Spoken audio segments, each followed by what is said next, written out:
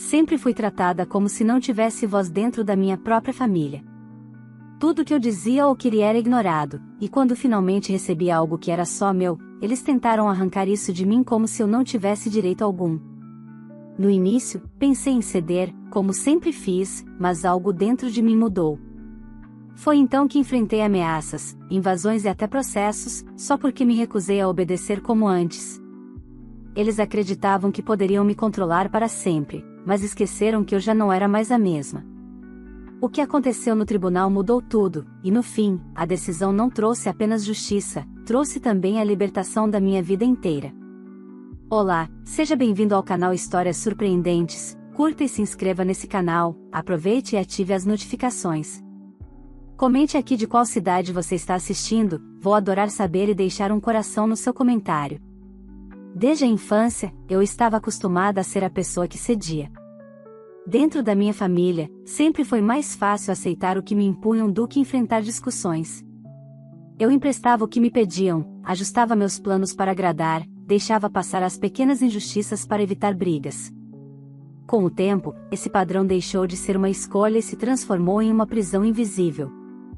Eu era a filha que calava, que sustentava a imagem de boa enquanto por dentro se sufocava. Tudo mudou quando recebi a herança. A cabana nas montanhas não era apenas uma propriedade, era um pedaço da minha história, carregado de memórias e silêncio. Ali, o som do vento nas árvores e o render do piso de madeira me lembravam das poucas vezes em que realmente me senti em paz. E, pela primeira vez, algo era inteiramente meu. Legalmente meu. Só que isso também significava que se tornaria alvo da cobiça e da pressão daqueles que nunca respeitaram meus limites. As primeiras investidas vieram em forma de piada, comentários de como seria maravilhoso reunir toda a família no local, sugestões de festas de verão, risadas insinuando que eu não teria condições de cuidar do espaço. Aos poucos, o tom mudou. Já não era uma brincadeira, mas uma exigência disfarçada. Recebi mensagens detalhando planos de férias, como se a cabana fosse coletiva. E quando comecei a recusar, vieram as acusações: egoísta, ingrata, insensível à memória de quem havia deixado o bem para mim. O ponto de ruptura veio em um café da manhã, quando aceitei encontrar meus pais para tentar esclarecer a situação. Eu ainda tinha a esperança, ingênua talvez, de que poderia explicar com calma e ser ouvida. Estávamos sentados à mesa de um restaurante simples, e mal os cumprimentos esfriaram. Meu pai foi direto: você precisa aceitar que nós e toda a família usaremos a cabana. Ela não é só sua. Minha mãe reforçou, com aquele tom frio de chantagem emocional: pense bem, não queremos brigas, mas se você se recusar, vai carregar a culpa de separar todos. Respirei fundo. O coração batia forte, mas, pela primeira vez, eu não ia me dobrar. Com firmeza, respondi: a cabana é minha. Não vou permitir que seja usada sem minha autorização. Foi então que aconteceu. Meu pai, segurando a xícara de café fumegante, cuspiu o líquido no meu rosto. O calor do líquido misturou-se com a dor da humilhação, e antes que eu pudesse reagir, ouvi o grito dele ecoar pelo salão: você vai obedecer sim. Eu sou seu pai. As pessoas à nossa volta se viraram em choque, mas minha mãe apenas abaixou os olhos, como se nada tivesse acontecido. Limpei o rosto com o guardanapo, o corpo tremendo, e naquele instante algo dentro de mim se partiu para sempre. Eu entendi, com clareza brutal, que não se tratava da cabana. Nunca tinha sido. O que estava em jogo era a dinâmica de poder que sempre me obrigara a ser a que cede, a que se apaga para sustentar os outros. Saí daquele café com uma certeza: eu não obedeceria. Não mais. Se antes me faltava coragem para impor limites, agora havia uma chama queimando dentro de mim. Eles tinham cruzado uma linha que não poderia ser desfeita. De volta à cabana, percebi que ela não era apenas um espaço físico. Era símbolo da minha liberdade e da chance de reescrever minha história. Cada parede que restaurei com minhas próprias mãos, cada detalhe que escolhi, representava a vida que estava tentando construir. E agora, ao tentar invadi-la, eles estavam tentando me arrancar a única coisa que finalmente era minha. O que começou como piadas evoluiu para exigências, e agora já estava no território da violência. Eu sabia que o próximo passo seria ainda mais agressivo. e foi por isso que me preparei. O sistema de segurança que instalei, câmeras, alarmes, fechaduras inteligentes, deixará de ser apenas uma proteção contra estranhos. Passaria a ser a barreira contra aqueles que, ironicamente, carregavam meu sangue. Naquela noite, deitada no silêncio das montanhas, lembrei das palavras que ouvi quando criança, quando reclamava por invadirem meu espaço. As pessoas aprendem como te tratar pelo que você permite. Dessa vez, eu não permitiria.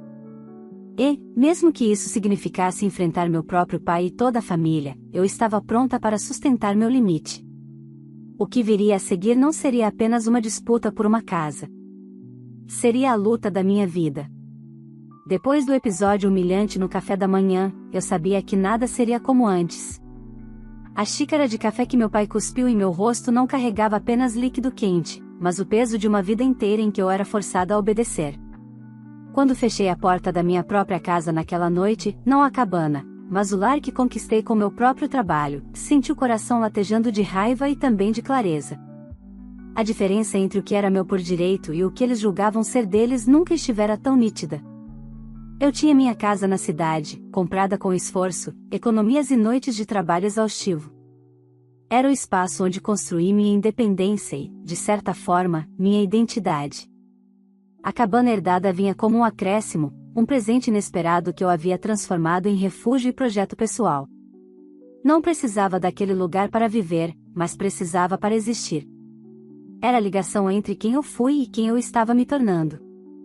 Por isso a pressão da família doía tanto, não se tratava de necessidade, mas de controle.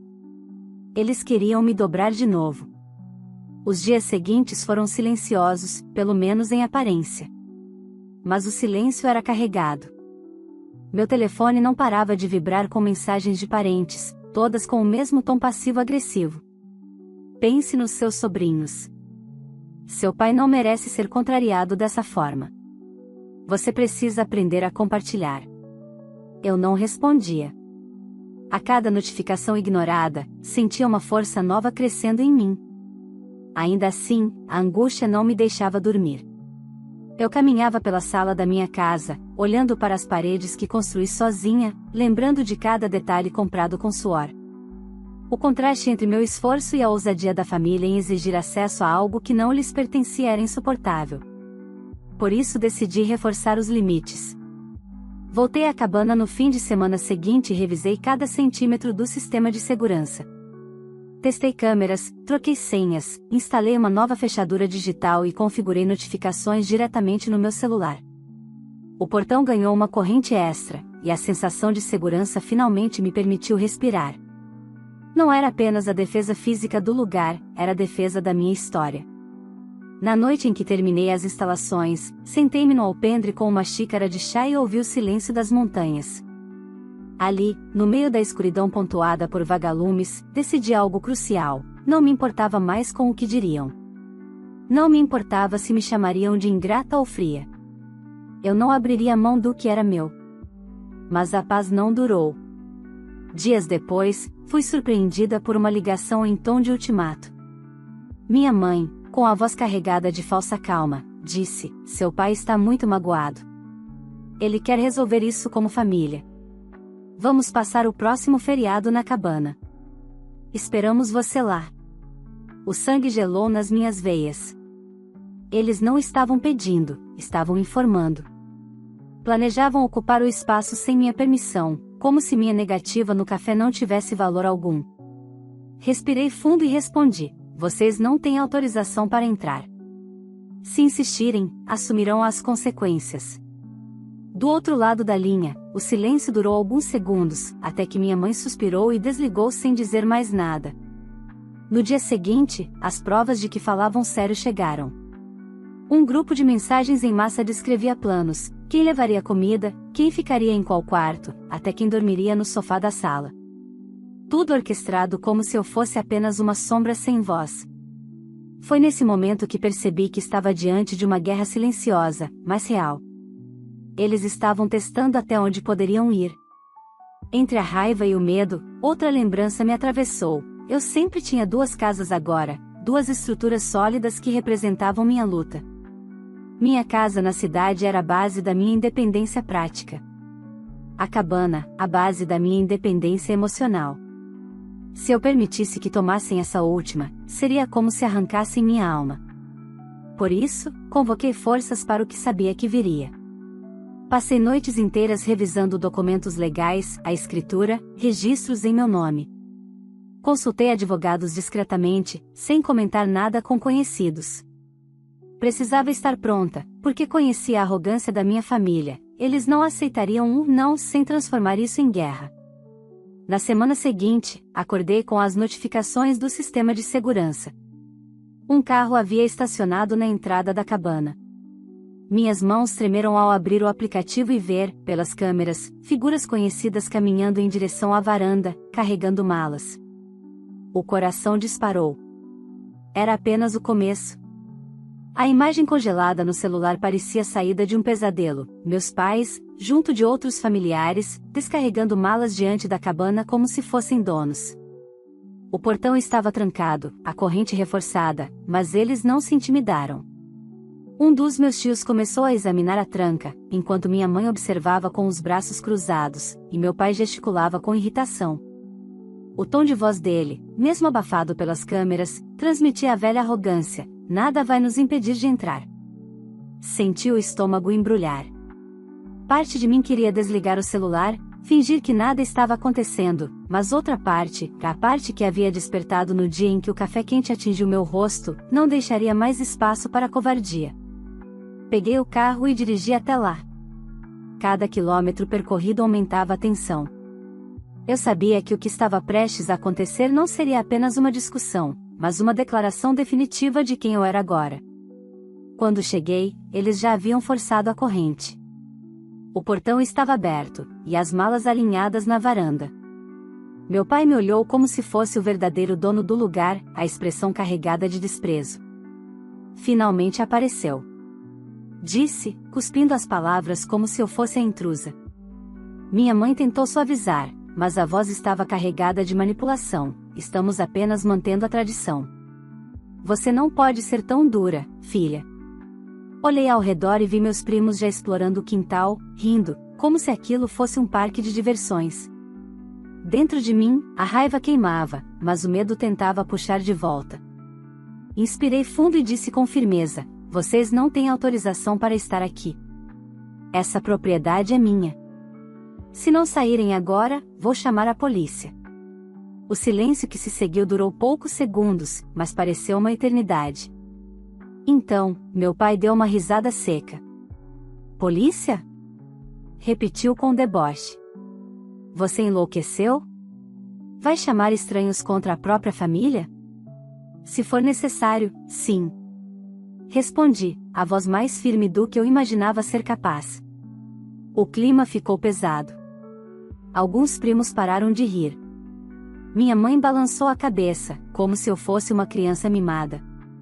E então, de repente, meu pai deu um passo à frente e apontou o dedo no meu rosto: você só tem isso porque eu deixei. Não se engane. Se quiser manter algum respeito nesta família, vai obedecer. Aquela frase ecoou dentro de mim, mas não com o peso que ele esperava. Em vez de me dobrar, senti algo se quebrar. Era como se cada humilhação passada tivesse se juntado naquele instante, me dando uma clareza absoluta: eu não devia nada. Peguei o celular e, sem hesitar, disquei o número da polícia em viva voz. Estou na minha propriedade. Há pessoas tentando invadir contra a minha vontade. Disse calmamente. O impacto foi imediato.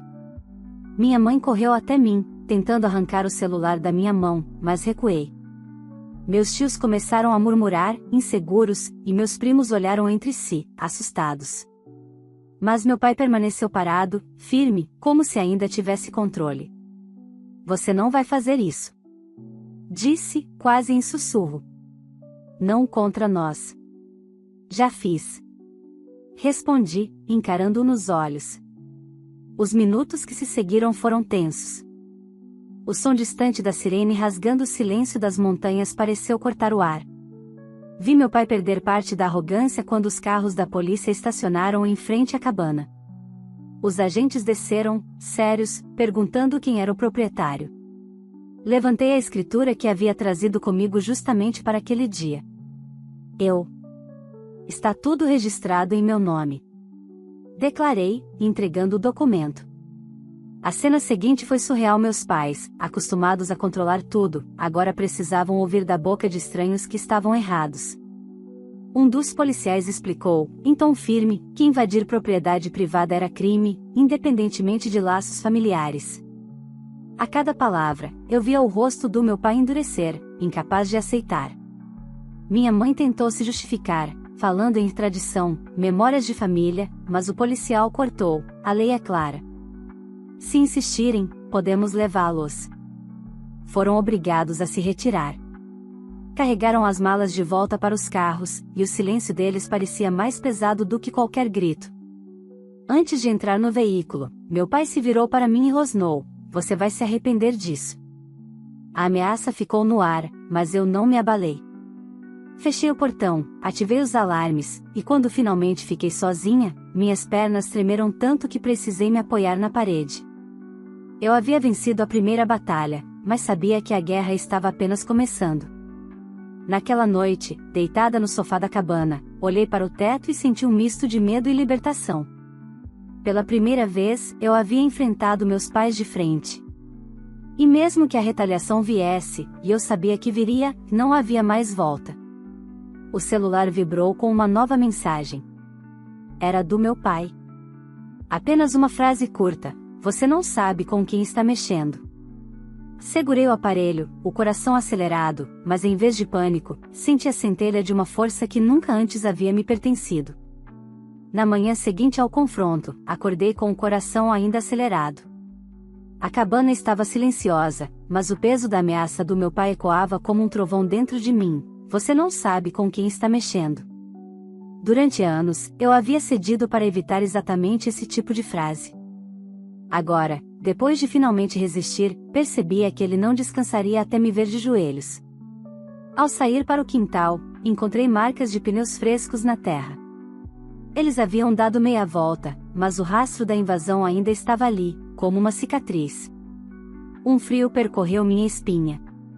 Eu sabia que não ficaria só nisso.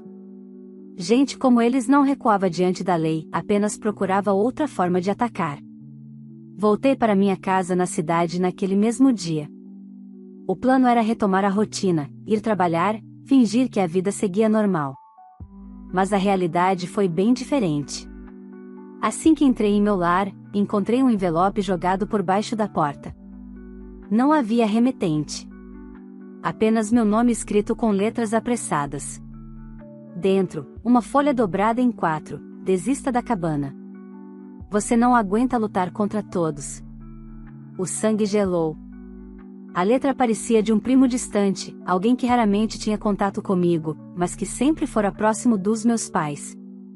O recado não deixava dúvidas: não era apenas meu pai. Era toda uma rede de parentes decidida a me pressionar. No dia seguinte, recebi uma intimação. Eles tinham entrado com uma ação judicial contra mim, alegando que a cabana era um bem de família e, portanto, deveria ser compartilhada. Ri com incredulidade ao ler aquelas linhas.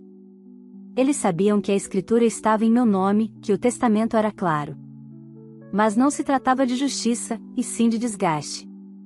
Queriam me arrastar para audiências, custas processuais, advogados, até que eu desistisse pelo cansaço. Passei a viver em alerta. Instalava trancas novas, verificava janelas 2 vezes antes de dormir, e ainda assim não conseguia afastar o medo. Recebia ligações de números desconhecidos em plena madrugada. Quando atendia, havia apenas silêncio do outro lado. Certa noite, encontrei o portão da minha casa aberto, embora eu tivesse certeza de que o havia trancado. E no meio desse caos, veio a pior parte: o isolamento. Alguns conhecidos começaram a se afastar, temendo se envolver em briga de família. Outros me criticavam abertamente, dizendo que eu deveria ceder para preservar a paz. Era como se eu fosse a vilã de uma história que ninguém se dava ao trabalho de compreender. Mas, por mais que doesse, algo dentro de mim não permitia recuar. Eu não estava apenas defendendo uma cabana. Estava defendendo a mim mesma, a vida que lutei para construir, a liberdade de não ser manipulada. recordava todas as vezes em que engoli humilhações menores, quando minha irmã ficava com presentes enquanto eu recebia restos, quando meus pais desmereciam minhas conquistas, quando me tratavam como um acessório descartável. Agora, tudo isso convergia para este momento. Com a ajuda de um advogado de confiança, preparei minha defesa. Reuni documentos, registros bancários, fotos da restauração que eu mesma havia feito na cabana. Cada detalhe se transformava em prova da minha dedicação. Mas, enquanto me preparava para enfrentar o tribunal, a pressão da família atingiu outro nível. Uma noite, ao chegar do trabalho, encontrei a porta da minha casa entreaberta. O coração disparou. Empurrei devagar, sentindo o chão render sob meus pés. Por dentro, nada parecia ter sido levado, mas havia um detalhe perturbador sobre a mesa da cozinha, uma caneca de café idêntica àquela do episódio no restaurante. Ao lado, um bilhete curto: obedeça. As mãos tremiam enquanto segurava o papel. Não havia sinais de arrombamento. Tinham a chave. Ou simplesmente habilidade para invadir sem deixar rastros. Liguei para a polícia, que registrou a ocorrência, mas, como nada havia sido roubado, não deram a devida importância. Provavelmente algum trote, disseram. Mas eu sabia. Era uma mensagem. Nos dias que se seguiram, senti a pressão aumentar. Meus pais me evitavam diretamente, mas outros parentes assumiam o papel de mensageiros. Cheguei a ouvir de uma tia: "Você está acabando com nossa família. Seu pai está doente de preocupação." Sorri amargo. Doente não, pensei. Ele estava furioso por não ter mais controle. Entre ataques jurídicos, ameaças veladas e invasões simbólicas, percebi que eles estavam dispostos a tudo. O que não sabiam era que eu também estava. Não recuaria, não desta vez. Naquela mesma semana, marquei um encontro com meu advogado e decidi contra-atacar. Não bastava me defender. Eu precisava mostrar que eles não tinham poder sobre mim. Se queriam guerra, encontrariam alguém pronta para lutar. Enquanto assinava os papéis da defesa, senti o coração acelerar. A guerra havia começado oficialmente. E, embora eu ainda não soubesse até onde chegaria, tinha certeza de uma coisa: eu não seria mais a filha que obedecia em silêncio. O dia da primeira audiência chegou mais rápido do que eu esperava. Na noite anterior, mal consegui dormir. As lembranças de tudo o que havia acontecido me assombravam: o café quente no rosto, as ameaças veladas, o bilhete sobre a mesa da cozinha. Cada detalhe servia como combustível para a decisão de não recuar, mas também pesava como chumbo em meu peito. Entrei no tribunal de cabeça erguida, mas por dentro, minhas pernas tremiam. Do outro lado do corredor, lá estavam eles, meus pais, alguns tios e primos. Um grupo que parecia mais uma tropa organizada contra mim. Evitavam sorrir, mas carregavam a mesma expressão de confiança arrogante, como se tivessem certeza da vitória. Meu pai, especialmente, me olhava como quem já havia decidido que eu perderia. A audiência começou com os advogados deles argumentando que a cabana não podia ser considerada apenas minha. Falaram em bem de família, em memória coletiva, em tradição que precisava ser preservada. Usavam palavras bonitas para encobrir a verdade, queriam tomar o que não era deles. Quando chegou a minha vez, meu advogado apresentou a escritura, o testamento, registros de impostos pagos em meu nome. Cada documento reforçava que a cabana havia sido deixada exclusivamente para mim. Mas não foi só a lei que falei naquele tribunal. Respirei fundo e, diante do juiz, contei parte da minha história, como sempre fui silenciada, como já havia cedido durante toda a vida, como aquele lugar era a primeira coisa que finalmente me pertencia. Não se trata apenas de paredes e madeira, disse, a voz firme apesar do coração acelerado. Trata-se da minha liberdade. E ninguém tem o direito de arrancá-la de mim. Houve murmúrios no plenário. O juiz ouviu em silêncio, tomando notas, sem expressar nenhuma reação. O processo seria longo, mas aquele primeiro embate foi decisivo. Ao sair, percebi que meu pai não sorria mais. O olhar dele era de pura raiva, e percebi que estava disposto a ir além da justiça para tentar me destruir. Nos dias que se seguiram, a pressão escalou ainda mais. começaram a circular rumores sobre mim. Diziam que eu tinha manipulado documentos, que havia afastado a família por rancor, que estava sendo ingrata.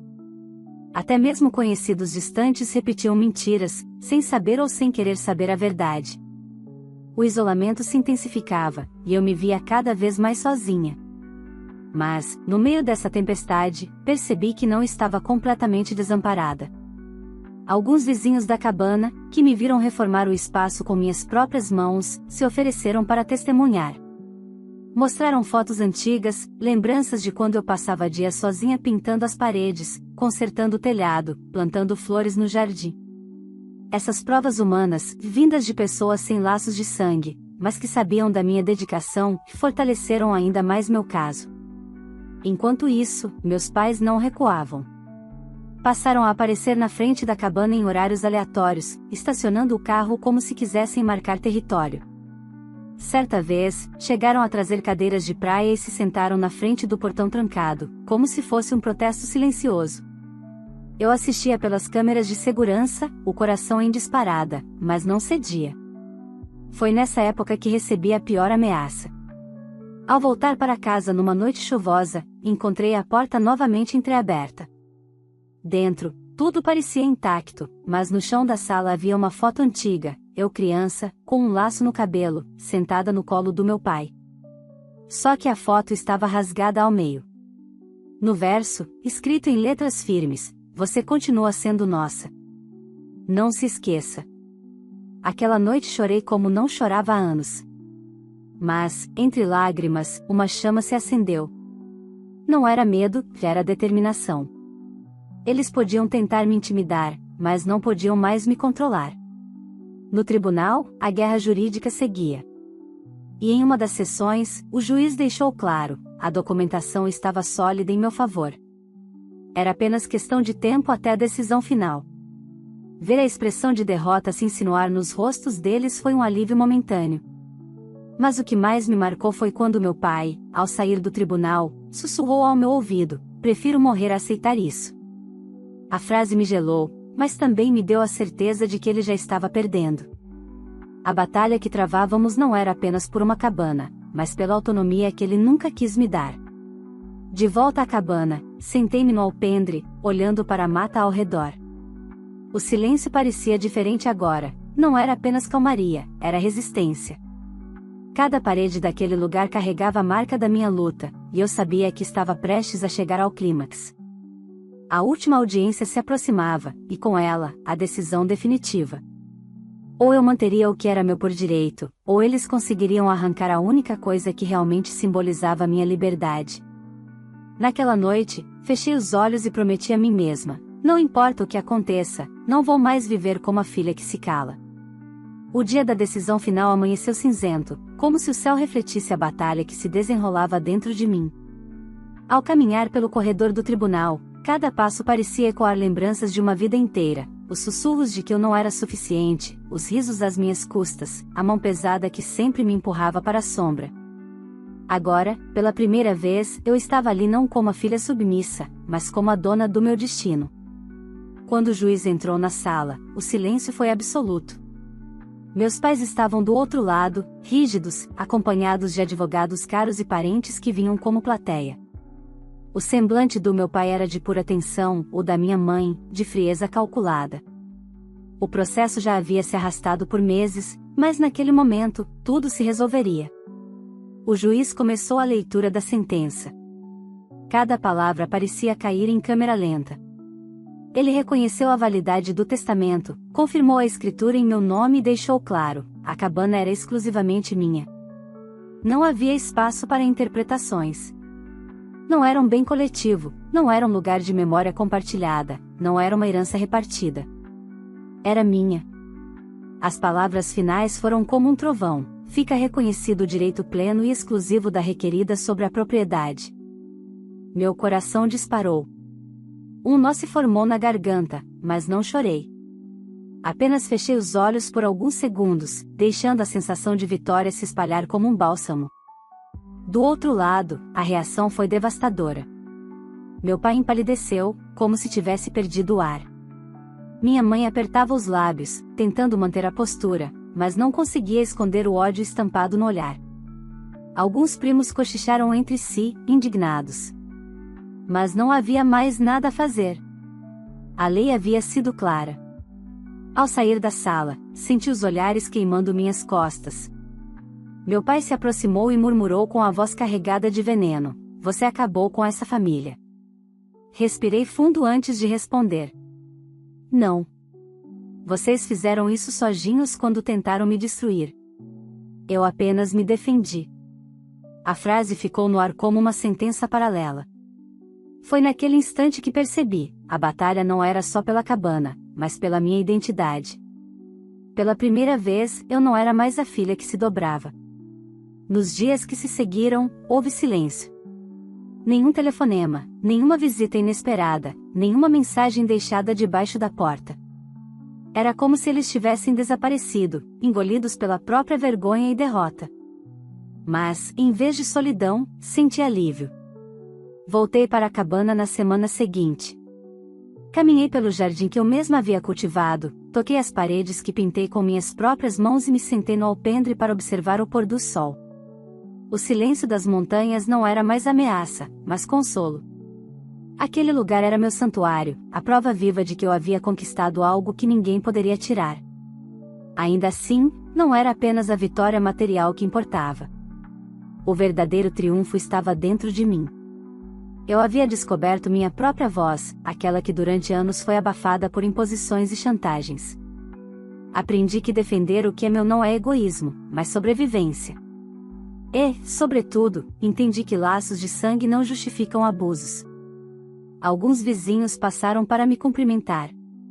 Disseram que acompanharam de longe a luta e admiravam minha coragem. Senti um calor no peito ao perceber que, mesmo perdendo parte da família, ganhei algo maior: respeito, liberdade e uma nova rede de apoio construída em bases sólidas. Naquela noite, sozinha diante da lareira acesa, pensei no futuro. Talvez meus pais nunca mais falassem comigo. Talvez alguns parentes me odiassem para sempre. Mas eu já não precisava da aprovação deles. Pela primeira vez, eu era suficiente. Peguei a caneca de chá e ergui como um brinde silencioso. Não para comemorar a queda da minha família, mas para celebrar minha ascensão. Eu sobrevivi, resisti e venci. Quando fechei os olhos, senti a presença invisível de quem me deixou a cabana. Como se dissesse em sussurros: "Você finalmente entendeu. Esse lugar sempre foi para você encontrar sua força." Sorri sozinha, permitindo que as lágrimas finalmente escorressem. Não eram de dor, mas de libertação. A guerra tinha acabado. E eu, enfim, estava livre. Essa foi uma história intensa de luta, coragem e libertação. A protagonista enfrentou a própria família, que tentou tomar aquilo que era dela por direito, e mesmo diante de ameaças, pressões e julgamentos, não abaixou a cabeça. No fim, conquistou sua vitória e a liberdade de viver em paz, provando que nunca é tarde para se levantar contra as injustiças, mesmo que venham de quem mais deveria apoiar. E agora eu quero saber de você: se estivesse no lugar dela, teria coragem de enfrentar a própria família para defender o que é seu? Conta nos comentários, quero muito saber sua opinião.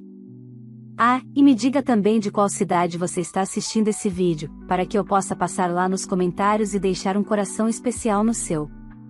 Não esqueça, se essa história te emocionou, curta o vídeo, inscreva-se no canal e compartilhe com seus amigos. Assim, mais pessoas vão conhecer histórias como essa e você me ajuda a trazer cada vez mais conteúdos fortes e inspiradores aqui para o canal. E aí, você faria o mesmo?